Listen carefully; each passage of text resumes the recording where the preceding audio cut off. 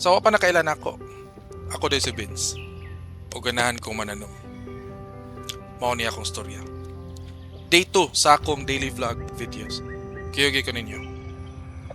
13 years ago, nagsugod ko trabaho sa call center industry sa edad ni 18 years old. So, nako'y pangutana. Og makatubag mo, mag-send ko Gcash ang makasaktog tubag.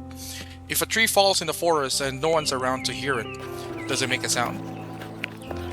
Comment down inyong answer. So, earlier this year, niundang kong trabaho kay mo focus ko sa negosyo. And karon, while nag-business ko ganahan sa kumanandom, piyugi ko ninyo diri sa bukid sa akong tatay, kaya ko magsugod og pananom. But before that, nako'y ganahan sulti. Dili pa ko swito sa pagpananom, but so far effective raman pod akong gibuhat and it gives me peace of mind. So if tanaw ninyo nga nako'y sayop, maminaw ra pod kog suggestions. Mo din niya akong iring nga si Spot. Spot kay dagan check Spot. So na ako'y gi-set up nga mga seedlings diri sa mong balay nga ako ibalhin sa bukid once ma-clear na nako dito. Na ako'y lettuce, petchay, cucumber, kangkong, okra o cherry tomatoes. Sa future videos, ako niya i-share ninyo pohon. Yun sana ko tanong, but so far nabuhay raman po sila. Balik tas bukid.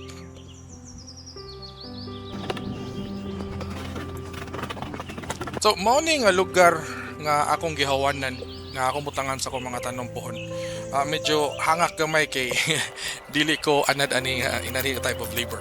So akong gilimpyuhan ang area kay diri na ko ibutang ang mga seedlings nga akong gipatubo dito sa balay.